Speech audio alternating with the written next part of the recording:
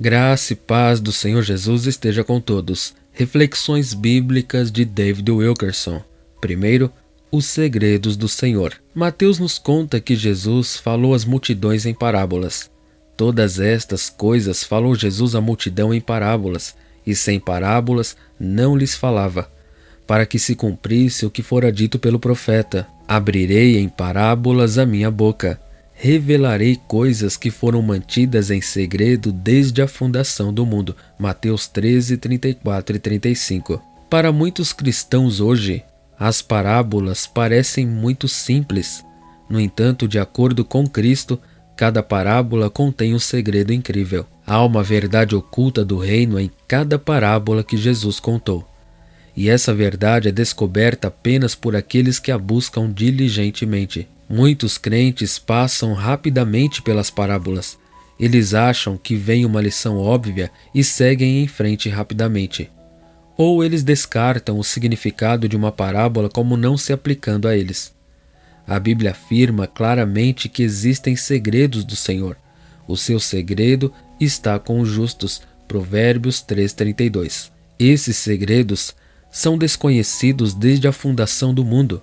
Mas Mateus nos diz que eles estão enterrados nas parábolas de Jesus. Essas verdades ocultas têm o poder de realmente libertar os cristãos. No entanto, poucos estão dispostos a pagar o alto custo de descobri-los. Considere comigo uma das parábolas do Senhor.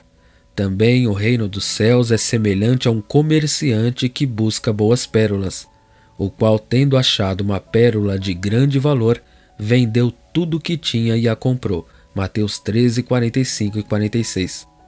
Quem é o mercador nesta parábola?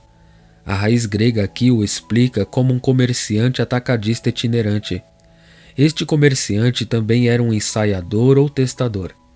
Em outras palavras, ele ganhava vida avaliando pérolas caras por sua qualidade e valor. Sabemos que Jesus é a pérola de grande valor que o mercador encontra. Ele é muito caro, de valor incalculável, porque o comerciante vende todos os seus outros bens para ganhá-lo. Acredito que encontramos o significado da pérola nos propósitos eternos de Deus. Obviamente, a pérola pertencia ao Pai. Ele possuía Cristo assim como qualquer pai possui seu próprio filho. De fato, Jesus é o bem mais valioso e precioso do Pai. Apenas uma coisa faria o Pai desistir dessa pérola inestimável. Ele fez isso por amor. Cristo é o baú do tesouro no campo, e nele encontrei tudo o que sempre precisarei. Chega de tentar encontrar um propósito no ministério. Chega de procurar satisfação na família ou nos amigos. Não precisa mais construir algo para Deus ou ser um sucesso ou se sentir útil. Chega de acompanhar a multidão ou tentar provar algo. Chega de procurar maneiras de agradar as pessoas. Chega de tentar pensar ou raciocinar para sair das dificuldades. Eu encontrei o que estou procurando. Meu tesouro, minha pérola, é Cristo. E tudo que o dono me pede é: David, eu te amo. Deixe-me adotá-lo. Já assinei os papéis com o sangue do meu próprio filho. Agora você é co-herdeiro com ele de tudo o que possuo. E eu desisto de meus trapos imundos de autoconfiança e boas obras. Eu coloco de lado meus sapatos gastos de esforço. Deixo para trás minhas noites sem dormir nas ruas da dúvida e do medo. E em troca sou adotado por um rei. Isso é o que acontece quando você procura a pérola, o tesouro, até encontrá-lo. Jesus oferece a você tudo o que ele é. Ele lhe traz alegria, paz, propósito, santidade. E ele se torna tudo para você: seu despertar, seu sono, sua manhã, tarde e noite. Segundo, o coração partido.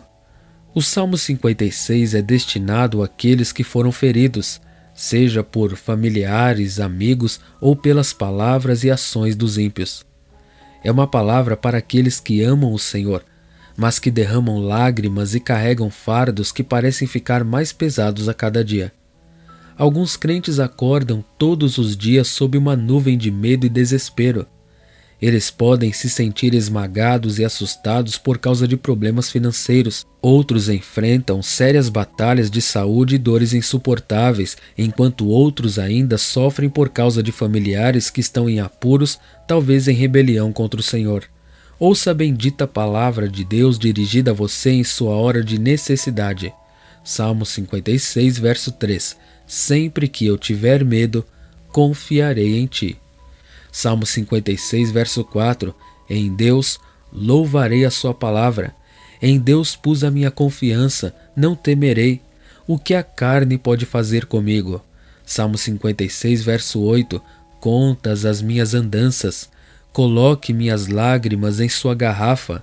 Eles não estão em seu livro? Salmo 56, verso 9. Quando eu clamar a ti, meus inimigos recuarão. Isso eu sei, porque Deus é por mim. Salmo 56, verso 13. Pois tu livraste a minha alma da morte. Você não impediu que meus pés caíssem para que eu pudesse andar diante de Deus na luz dos vivos. Essas são as palavras ungidas do Espírito de Deus. O Senhor sabe tudo sobre as lutas e dores. Ele conhece cada detalhe da sua situação e ouve até mesmo os gritos não ditos do seu coração partido. Preste atenção às palavras que nos foram dadas. Sempre que eu tiver medo, confiarei em ti. Seus clamores e orações foram ouvidos pelo Senhor e mesmo agora Ele está fazendo seu trabalho secreto de libertação nos bastidores. Até que você veja a resposta, Ele lhe dará misericórdia e força. Terceiro, os 10 mandamentos. A maior parte da América sabe que a Suprema Corte dos Estados Unidos decidiu que os 10 mandamentos não podem ser exibidos em nenhum tribunal do governo. Esta decisão histórica foi coberta exaustivamente pela mídia. Mas o que significa a decisão? Um tribunal é onde as leis são aplicadas. Os 10 mandamentos representam a lei moral de Deus, que nunca muda. É tão fixo quanto a lei da gravidade. Se você desafiar essa lei, é como pular de um prédio alto. Você pode negar que a lei o afeta, mas certamente há consequências a serem pagas. Simplificando, os 10 mandamentos são leis eternas projetadas por Deus para impedir que a sociedade se destrua. No entanto, surpreendentemente, muitas empresas de jateamento de areia estão trabalhando agora eliminando esses mandamentos, bem como o nome de Deus, onde quer que estejam gravados no mármore ou concreto do tribunal. Que quadro revelador do estado de nossa sociedade! Essas leis imutáveis foram originalmente gravadas em pedra pelo dedo de Deus, e agora eles estão sendo apagados da pedra pela lei do homem. Alguns cristãos estão dizendo: qual é o problema? Não estamos debaixo da lei. Por que isso deveria ser um problema? Não estamos sob a lei hebraica, ou seja, os 613 mandamentos adicionais acrescentados pelos rabinos judeus. Mas todo cristão está sob a autoridade da lei moral de Deus, que se resume nos 10 mandamentos. Eu me pergunto o que se passa na mente de Deus quando esses jatos de areia apagam suas leis diante de nossos olhos. Alguns crentes afirmam: não precisamos dessas exibições dos mandamentos. Tudo o que é realmente necessário é que os tenhamos escritos em nossos corações. Não é isso que a palavra de Deus diz. Considere a presença muito visível que Deus pretendia para os mandamentos conforme eles foram entregues ao seu povo. Estas palavras que hoje te ordeno estarão em teu coração, e tu falarás delas quando estiveres sentado em tua casa e andando pelo caminho e ao deitar-te e ao levantar-te. E as atarás como sinal na tua mão e te serão por frontais entre os olhos. E as escreverás nos umbrais da tua casa e nas tuas portas. Deuteronômio 6, versículos 6 a 9. Quarto, os despojos da guerra espiritual. Dos despojos ganhos nas batalhas, eles dedicaram para manter a casa do Senhor. 1 Crônicas 26, 27. Este versículo abre para nós uma verdade profunda e transformadora. Fala de despojos que só podem ser ganhos em batalha. E uma vez que esses despojos são ganhos, Eles são dedicados à edificação da casa de Deus. Acredito que, se entendermos a poderosa verdade por trás desse versículo, entenderemos por que o Senhor permite intensa guerra espiritual em nossas vidas. Muitos cristãos pensam que, uma vez salvos, suas lutas terminaram, que a vida será tranquila. Nada poderia estar mais longe da verdade.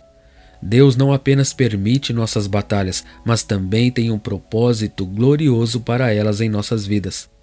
O que são espólios de guerra? Espólios são saques, bens levados em batalha pelos vencedores.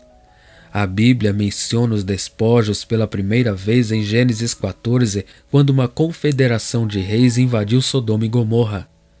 Esses invasores capturaram os habitantes e saquearam seus bens. Eles levaram todos os bens de Sodoma e Gomorra e levaram Ló, filho do irmão de Abrão. Gênesis 14, 11 e 12. Quando Abrão soube que seu sobrinho Ló havia sido levado cativo, ele reuniu seu exército de servos de 318 homens e perseguiu os reis inimigos. As Escrituras dizem que ele alcançou os invasores e os feriu. E ele trouxe de volta todos os bens, e também trouxe novamente seu irmão Ló, seu sobrinho Ló, e seus bens, e também as mulheres e o povo. Gênesis 14, 15 e 16. Imagine o vitorioso Abrão aqui. Ele estava liderando uma longa procissão de pessoas alegres e carroças cheias de mercadorias de todos os tipos. E no caminho encontrou Melquisedeque, rei de Salém. As Escrituras nos dizem que Abrão foi levado a dar o dízimo a este rei de todos os seus despojos. Gênesis 14, 20. Vede quão grande era este homem, a quem até o patriarca Abrão deu o dízimo dos despojos. Hebreus 7, 4. Aqui está o princípio do qual Deus quer que nos apeguemos. Nosso Senhor está interessado em muito mais do que nos tornar vencedores. Ele quer nos dar despojos, bens, riquezas espirituais de nossa guerra. Devemos emergir da batalha com vagões de recursos. É a isso que Paulo se refere quando diz: somos mais que vencedores por meio daquele que nos amou. Romanos 8,37. Davi tinha uma atitude reverente em relação aos despojos obtidos na guerra. Vemos isso em um decreto que ele estabeleceu no final de sua vida. Davi acabara de nomear seu filho Salomão para segui-lo no trono de Israel. E agora, ele reuniu os líderes da nação para estabelecer uma ordem divina para sustentar a casa de Deus. Que recursos eles usariam para esse trabalho sagrado? Dos despojos ganhos nas batalhas, eles dedicaram para manter a casa do Senhor. 1 Crônicas 26, 27. Deixe-me definir a cena. Depois de cada vitória militar, Davi recuperava os despojos e os armazenava em abundância: ouro, prata, latão, madeira, dinheiro grande demais para ser contado. E ele tinha um propósito em mente: usar esses despojos como recursos para a construção do templo. Quando a Escritura fala em manter o templo, o hebraico original significa reparar a casa, fortalecer e consolidar o que foi construído. Esses recursos destinavam-se a manter o esplendor original do templo. Onde está o templo de Deus hoje? É composto por seu povo, você, eu, sua igreja em todo o mundo. De acordo com Paulo, nossos corpos são templos do Espírito Santo. E como o antigo Israel, nosso Senhor ainda mantém seu templo por meio de despojos ganhos em batalha. É por isso que nossas provações visam mais do que apenas nossa sobrevivência. Em cada batalha, Deus está reservando riquezas, recursos, bens para nós. Ele está acumulando todo um tesouro de bens de nossa guerra. E esses despojos são dedicados à edificação e manutenção de seu corpo, a Igreja de Jesus Cristo. Pense nisso. Durante anos depois que Salomão construiu o templo, ele foi mantido em boas condições pelos despojos obtidos em guerras anteriores. A casa de Deus permaneceu vibrante e viva porque seu povo saiu de cada conflito não apenas vitorioso, mas rico em recursos. encontramos este princípio de suprimento através da batalha em toda a palavra de Deus. Amém.